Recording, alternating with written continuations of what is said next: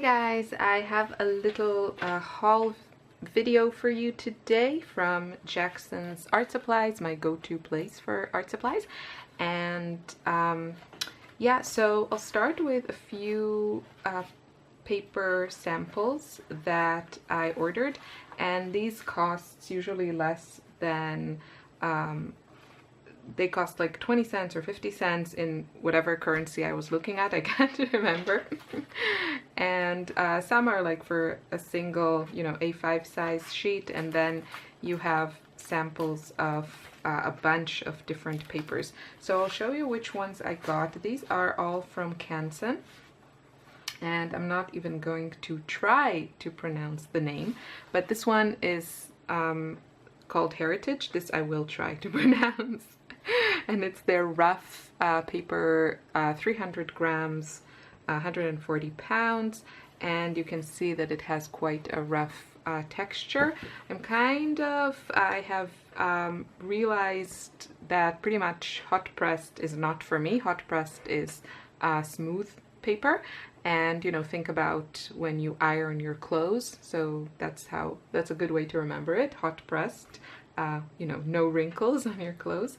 But between cold pressed or not, in some places it's called not, and then in other places it's called cold pressed, has a little bit of texture, and then rough has more texture. And between cold pressed and rough, I am undecided. Sometimes I like the rough when I'm doing very loose fluid paintings and stuff. I like the rough paper, but then for things with a little bit more detail, I tend to go with the cold press. But it's always nice to try. So this one, it doesn't feel super heavy, but I guess they tell the truth about the weight of the paper. So yeah, so they say try on the other side, because here there is the branding strip right there in the middle. So here you can test out how this works. And then I have these three from, I don't want to say how this is called because I have no idea. This is also by Kansan, and this is the rough, as you can see, and it has a very, very rough, very repetitive texture. And yeah, it's 100% cotton, cylinder mold, rough, I said, 300 grams, 140 pounds paper. So yeah, the other side is a little bit smoother. I don't know, I'll have to see how the paint behaves. This one I already like from the way it looks. So this is the cold press. Wait, I'll show you again the rough. I'm not sure if the camera caught this. So that's the texture. And then this is the cold press. So let's see if, yeah, I think you can see the texture of this. And this is, I'm liking this. And this one is the smooth one. This is definitely not for me. So this is very, very smooth. If you do very detailed work, like all the botanical illustrations that are also quite popular now, I think smooth paper is a good choice. And then this one is from St. Cuthbert's Mill, and already that very poetic name makes me like this. So here there are a few different papers. Let's see. So these are all 300 grams or 140 pounds, and this is the Saunders Waterfront, and this one is rough, so you can see the texture. This one is cold press, or as I said, not, so not hot pressed. It also has some texture. And then this one is the high white, and it's very smooth.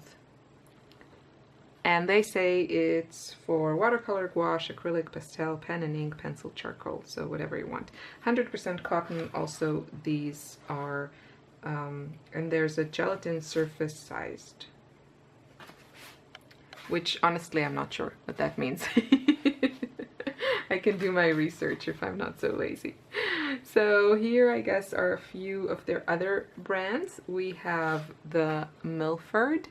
This one is cold press. I like how it looks. Has very nice texture. This one is also 100% cotton, hard sized. So I guess as in opposite to gelatin surface sized. No idea what that will mean. And yeah, this one is the white. Well, they're all white here, but you can see that this one is the Saunders Waterford. This is quite like an ivory color, and which I tend honestly to like less. I do prefer whiter paper. So this one is as white as their Saunders Waterford High White.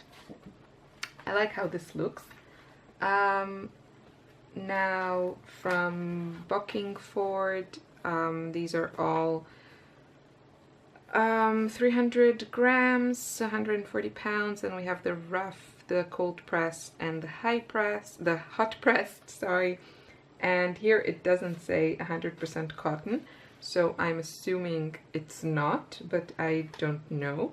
And this says mold made. And this one is the rough. This one is the cold press. So it's actually also pretty textured. And then this one is the hot pressed. There's nothing to see. The camera doesn't even want to focus because it's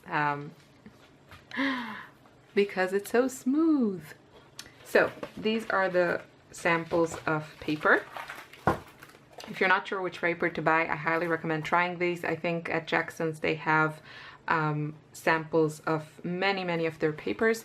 Also on Ken Bromley, that's another UK based store, they have a watercolor paper sampler, which is really nice. Most of them are larger than the A5 size, if I remember correctly. I got this like a couple of years ago, I think now, or a year ago, and they have like 20 different types of watercolor. So that's another good suggestion. I will hopefully try to link you to all these. Next thing I got was this tube of paint, and this is a refill for a half pan that I have that is no way near to being finished, but I don't know, I felt like I wanted a backup. So the pigment here, wait, I'll show you. This is Sennelier Emerald Green. The number is 847, and the pigment is PG36, and it's transparent, as you can see with a little square here. And the color is just gorgeous to me. It's like the perfect mint color. There it is here, right here. So it has been used, but there's still a long way to go before it's done. And I'll show you the swatch. So this is how it looks. Isn't it gorgeous? Gorgeous minty color. And even though it looks very pastel, so you're thinking, you know, it's probably pretty opaque by the way that it looks, it's really not. I mean, look at how I drew this line, this black line, before I applied the paint. And I just love it. So I went through my swatches to see if I could find something similar, and I think it's a pretty unique color. I don't think you can find this in many brands. And the closest match I could find was the Daniel Smith Fuchsite, I think it's called, Genuine. It's one of their, you know, those precious stones paints. And it's also a transparent color, and it's also lovely. I use it often, but I think it has a little bit shimmer. I think so, because it's made from ground minerals. And this one obviously is not. It's regular paint that is, you know, matte. So yeah, I think this one has a little bit shimmer. I'm not imagining.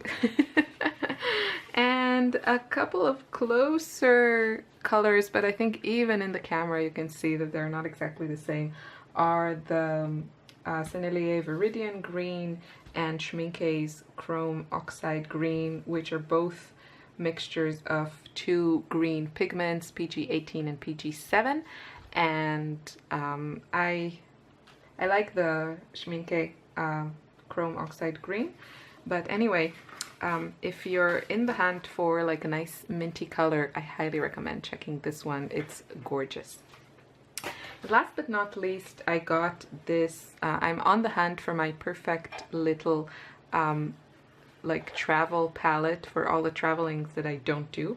And this one was fairly inexpensive. It costs, I think, very similar in price to this one.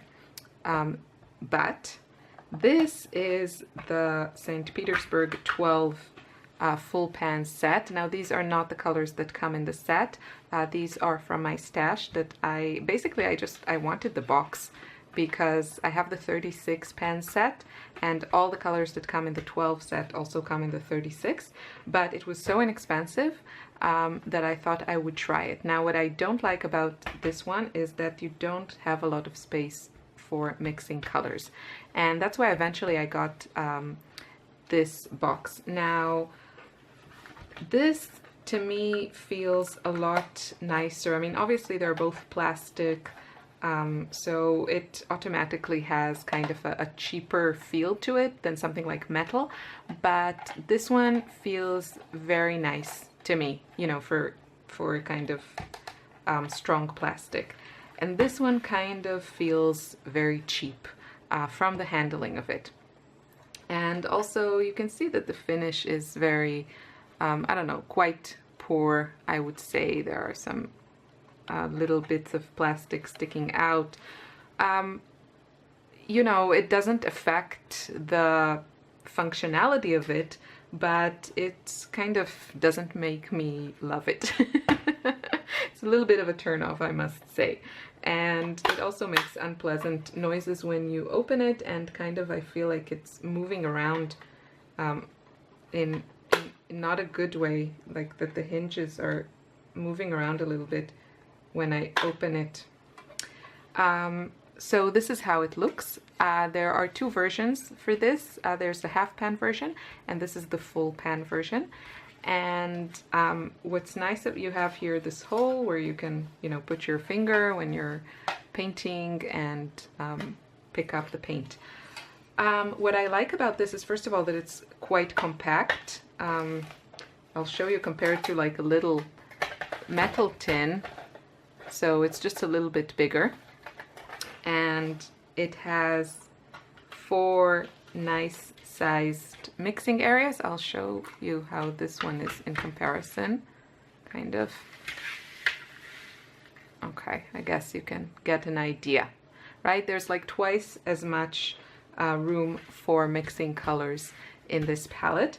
It houses 12 so good in math.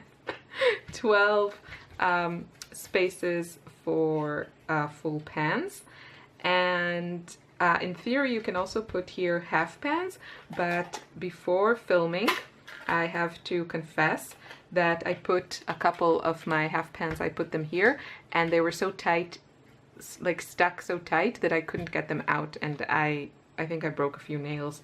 At the end I managed to get them out. I think I broke a little bit of the plastic from my Sennelier half pan, but this one is pretty, the plastic here is pretty sturdy, so I think it would have needed a lot more to damage it. So don't try and stick 2 half pans in one of these slots unless you don't want them to come out ever. So this one is supposed to fit full pans, and it does. I have a few different sizes. This one is the White Nights full pan. This one is the empty ones that Jackson's sells, and it also fits. It goes nicely in, but it's not tight, so you can move it around. If you want it to really stay put, you will have to use some adhesive like a dot glue or something to keep it in place, but it does fit without a problem. I have here, I think this one is, I don't know, I think this one is the Winsor & Newton one. And yeah, somewhere I have the Lucas one that I think is the biggest, but I think every full pan I think would fit because it's quite roomy here. So what I like, my problem is that obviously with this palette you can also squeeze, you know, just two paint, squeeze it in, but I am not yet super confident about my color choices, so I would like to have the flexibility of switching pans around, and not having to commit to a palette. You know, if I squeeze paint, then basically if it gets like really dry, some paints get so dry that you can just, you know, pick them up, but a lot of the paints that I use, like the Sennelier ones, they're very juicy and I can't remove them once I squeeze them in, or I can, but it will be a huge mess. So I would rather have a palette that I can switch around the pans in.